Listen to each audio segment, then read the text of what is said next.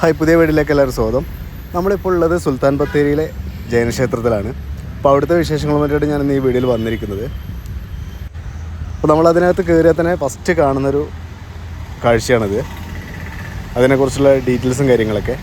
അപ്പോൾ ഇതിൽ മുൻപൊരു വിവാദ പരാമർശം ഉണ്ടായിരുന്നു സുൽത്താൻ ബത്തേരിയുടെ പേരിനെ ചൊല്ലിയിട്ട്. ഞാൻ ആ വിമർശനങ്ങളിലേക്ക് കിടക്കില്ല, എന്നിരുന്നാലും പറയാം. പക്ഷേ ഇവിടെ കാണിച്ചിരിക്കുന്നത് എന്താണെന്ന് വെച്ചിട്ടുണ്ടെങ്കിൽ ഗണപതി വട്ടം എന്നും ഹന്നരുടെ വീതി എന്നുള്ള ഒരു പേരുണ്ടായിരുന്നു.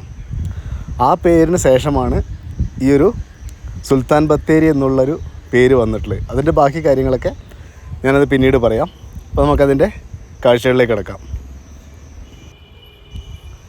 ഏകദേശം 13-ാം നൂറ്റാണ്ടിൽ നിർമ്മിച്ചിട്ടുള്ള ഒരു ക്ഷേത്ര സമുച്ചയമാണ് ഈ ഒരു ജൈനക്ഷേത്രം. എല്ലാം കല്ലുകൊണ്ടുള്ള പഴയ കാലഘട്ടത്തിലെ നമുക്ക് ക്ഷേത്രങ്ങളൊക്കെ കുറിച്ച് നമുക്ക് ധാരാളം അറിയാം. അപ്പോൾ അതുപോലെ തന്നെ ഒരു ക്ഷേത്രമാണ് ഇതും.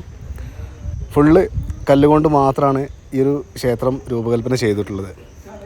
അതുപോലെ തന്നെ വയനാട്ടിലെ തന്നെ ഒരു പ്രധാനപ്പെട്ട, അതും ആർക്കിയോളജിക്കൽ ഡിപ്പാർട്ട്മെൻറ്റിൻ്റെ കൈവശമുള്ളൊരു പ്രധാനപ്പെട്ട ക്ഷേത്രമാണ്. ഒരു നാഷണൽ ആർക്കിയോളജി ആണ് ഇതിൻ്റെ നടത്തിപ്പും കാര്യങ്ങളൊക്കെ ചെയ്യുന്നത്. കാരണം നമ്മൾ ഈ ഒരു വിഷ്വലും കാര്യങ്ങളൊക്കെ കാണുമ്പോൾ അന്നത്തെ കാലഘട്ടത്തിലെ ഒരു ശില്പചാരുതയൊക്കെ നിങ്ങൾക്ക് മനസ്സിലാക്കാൻ പറ്റും. കല്ലുകളിലാണ് എല്ലാം കൊത്തുപണികളും കാര്യങ്ങളൊക്കെ ചെയ്തിട്ടുള്ളത്. മുൻപ് നമ്മളും പല ക്ഷേത്രങ്ങളെക്കുറിച്ച് നമ്മൾ പറഞ്ഞിട്ടുണ്ടായിരുന്നപ്പോഴും ഇതേ ഒരു വസ്തുത തന്നെയാണ്. അന്നത്തെ കാലഘട്ടത്തിലെ അതിമനോഹരമായിട്ടുള്ള നിർമ്മിതികളിലൊന്ന് തന്നെയാണ് ഈ ഒരു ക്ഷേത്രവും. അതിൽ യാതൊരു തർക്കവുമില്ല.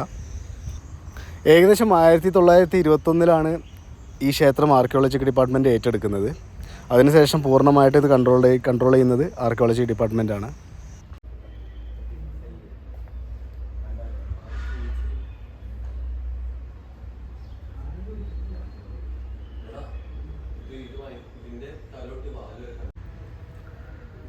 നമ്മുടെ സബ്സ്ക്രൈബേഴ്സാണ്, പരിചയപ്പെടാം. പേര്?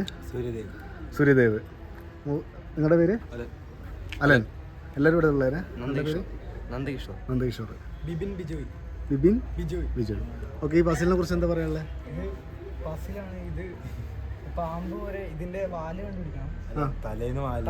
വാല് വരെ എത്തിക്കൂലെന്നാണ്. ഇത് കുറെ വഴിയുണ്ട്.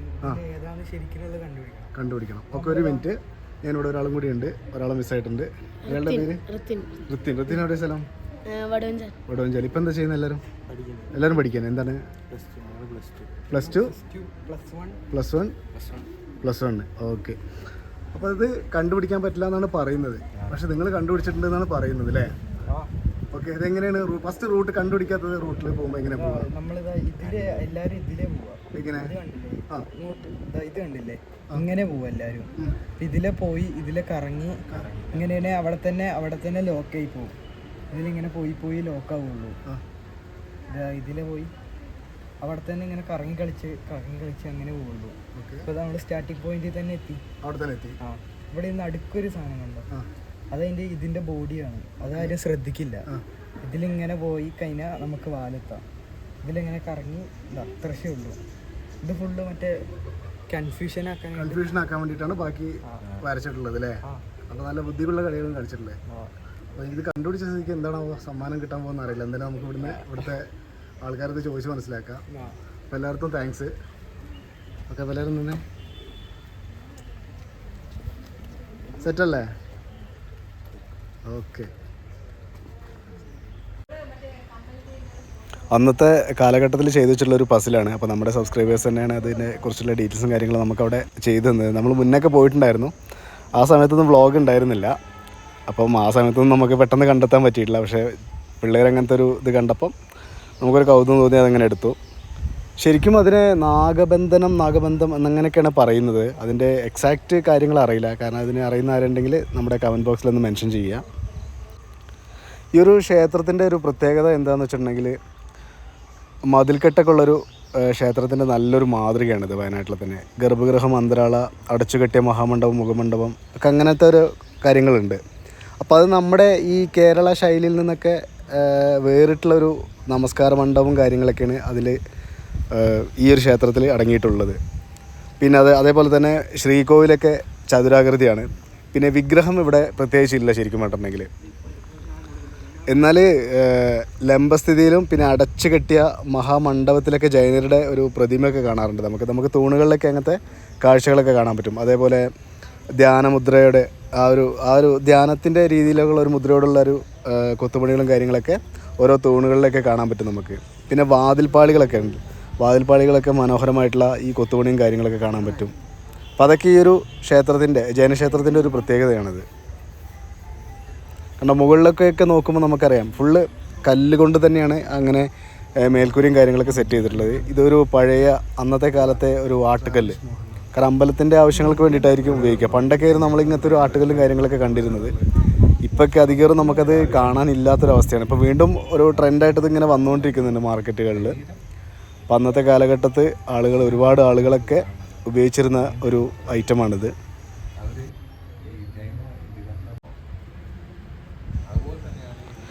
ഇതിൻ്റെ ലോക്കിംഗ് സിസ്റ്റം എങ്ങനെയാണെന്ന് മനസ്സിലാകുന്നില്ല. ആ ഒരു രീതിയിലുള്ളൊരു വർക്കും കാര്യങ്ങളൊക്കെയാണ് ഇവിടെ ചെയ്തു വെച്ചിരിക്കുന്നത്. കാരണം ഇതിവിടെ നമ്മുടെ ഈ ഒരു പാത്തി, മഴ വന്നാൽ വെള്ളം പോകാനുള്ള പാത്തി വരെ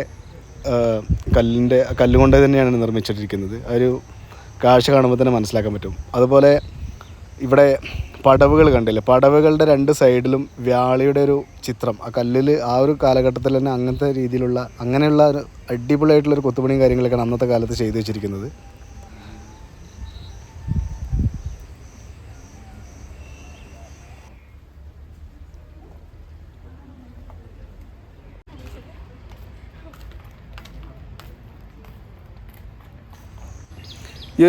ഇവിടുത്തെ ഒരു അമ്പലത്തിൻ്റെ കിണറിനൊരു പ്രത്യേകത ഉണ്ട്. ഈ കിണർ എല്ലാം ഒരു എല്ലാം ഒന്നേ ഉള്ളൂ, ചതുരാകൃതിയിലാണുള്ളത്. അപ്പോൾ ഈ കിണറിൽ നിന്നാണ് പല വിഗ്രഹങ്ങളും ഇവിടുന്ന് കണ്ടെടുത്തിട്ടുണ്ട് എന്നാണ് പറയപ്പെടുന്നത്. ഇതിൻ്റെ കാര്യങ്ങൾ കറക്റ്റായിട്ടുള്ള ഡീറ്റെയിൽസും രേഖകളൊക്കെ നമ്മൾ കൂടുതൽ ചരിത്രപരമായിട്ടുള്ള രേഖകളൊക്കെ പരിശോധിച്ച് കഴിഞ്ഞാൽ അറിയുള്ളൂ. ഇവിടെ നിങ്ങൾക്കൊരു തൂണുകളിൽ ചിത്രം കാണുന്നില്ലേ,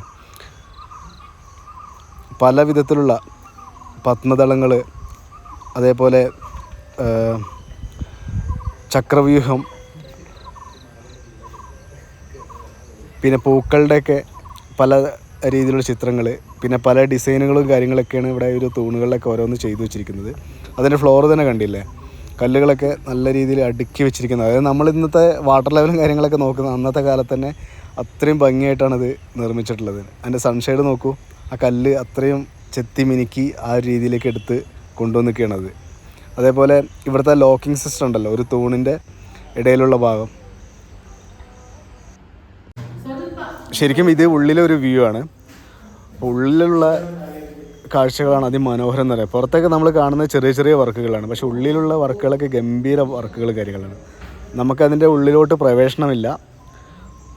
അപ്പോൾ നമ്മളെന്തായാലും വെച്ചിട്ടുണ്ടെങ്കിൽ സൂം ചെയ്തും ഫോക്കസ് ചെയ്തിട്ടൊക്കെ അങ്ങനെ എടുത്തിട്ടുള്ളതാണ്. കാരണം ഒരുപാട് കൊത്തുപണികളും കാര്യങ്ങളുണ്ട്. പിന്നെ ഈ ഉള്ളിലെ തൂണിൻ്റെ പ്രത്യേകത എന്താണെന്ന് വെച്ചിട്ടുണ്ടെങ്കിൽ ആ തൂണിൻ്റെ അടിയിലൂടെ നമുക്ക് ഈർക്കിളി വിട്ട് കഴിഞ്ഞിട്ടുണ്ടെങ്കിൽ ആ ഈർക്കിളി അങ്ങോട്ടും ഇങ്ങോട്ടൊക്കെ പോകും. അപ്പോൾ ഈ തൂണും ഭൂമിയുമായിട്ട് യാതൊരു ബന്ധത്തിലല്ല നിൽക്കുന്നത്. ആ രീതിയിലുള്ളൊരു വാസ്തുരീതിയാണ് ഇവിടെ അവലംബിച്ചിട്ടുള്ളത്. ശരിക്കും അതിൻ്റെ ഉള്ളിലുള്ളൊരു വ്യൂ ആണ് അടിപൊളി വ്യൂവും കാര്യങ്ങളും. കാരണം അതിൻ്റെ ഉള്ളിലുള്ള തൂണുകളിലൊക്കെയാണ് ഒരുപാട് ചിത്രരചനകളും മറ്റുള്ള പല കൊത്തുപണികളും കാര്യങ്ങളൊക്കെ കാണുന്നത്. കാരണം ഉള്ളിലോട്ട് അധികം ആർക്കും പ്രവേശനമില്ല. അപ്പം നമ്മൾ പുറമേ നിന്ന് തന്നെ വേണം അത് കാണാനും നമ്മൾ എന്തെങ്കിലും ഷൂട്ട് ചെയ്യാനൊക്കെ വേണ്ടിയിട്ട്. അപ്പോൾ ഈ ഒരു തൂണിൻ്റെ ഒക്കെ ഒരു പ്രത്യേകതയാണ്. എന്താണെന്ന് വെച്ചിട്ടുണ്ടെങ്കിൽ അതിൻ്റെ തൂണിൻ്റെ അടിയിലൂടെ നമുക്കൊരു ഈർക്കിളി ഇട്ട് കഴിഞ്ഞിട്ടുണ്ടെങ്കിൽ അത് അപ്പുറത്തോട്ടും ഇപ്പുറത്തോട്ടും നമുക്കത് നീക്കാൻ പറ്റും. അപ്പോൾ ആ ഒരു വിധത്തിലാണ് ഇവിടുത്തെ ഒരു ഉള്ളിലെ തൂണുകളൊക്കെ നിർമ്മിച്ച് വെച്ചിരിക്കുന്നത്. പിന്നെ ഇതിനോടനുബന്ധിച്ചുള്ള നമ്മുടെ സുൽത്താൻ ബത്തേരിയിലൊരു വിവാദം, പല പേരുകളും ഇപ്പം പുനർനാമകരണം ചെയ്യുന്നുണ്ട്. കാരണം പല പേരുകളും പണ്ട് തന്നെ മാറ്റിയിട്ടുണ്ട്. അപ്പോൾ അതിനെ സംബന്ധിച്ച് നോക്കുമ്പോൾ ഇവിടെ സുൽത്താൻ ബത്തേരിയും അതേപോലത്തെ ഒരു കഥകളും കാര്യങ്ങളൊക്കെ ഉണ്ട്. കഥയല്ല, ശരിക്കും അങ്ങനെയുള്ള സംഭവം തന്നെയാണ്. ഇവിടെ സുൽത്താൻ ബത്തേരി ആദ്യം അറിഞ്ഞിരുന്നത് ഹന്നരട് വീതി, 12 വീതി എന്നുള്ള പേരിലും അതേപോലെ ഗണപതി വട്ടം എന്നുള്ള പേരിലൊക്കെയാണ് അറിയപ്പെട്ടിരുന്നത്. പിന്നീട് ടിപ്പു സുൽത്താൻ്റെ കാലഘട്ടത്തിന് ശേഷമാണ് ഈ ഒരു സുൽത്താൻ ബത്തേരി എന്നുള്ള പേര് വന്നിട്ടുള്ളത്. അന്നത്തെ കാലത്ത് ബ്രിട്ടീഷുകാർക്കെതിരെ പോരാടാനൊക്കെ വേണ്ടിയിട്ട് ടിപ്പു സുൽത്താൻ ആയുധങ്ങളൊക്കെ സൂക്ഷിച്ചു വെച്ചിരുന്നു. അപ്പോൾ ആയുധപ്പുര എന്നുള്ള പേരിന് സുൽത്താൻസ് ബാറ്ററി എന്നുള്ള പേരാണ് സുൽത്താൻ ബത്തേരി മാറി.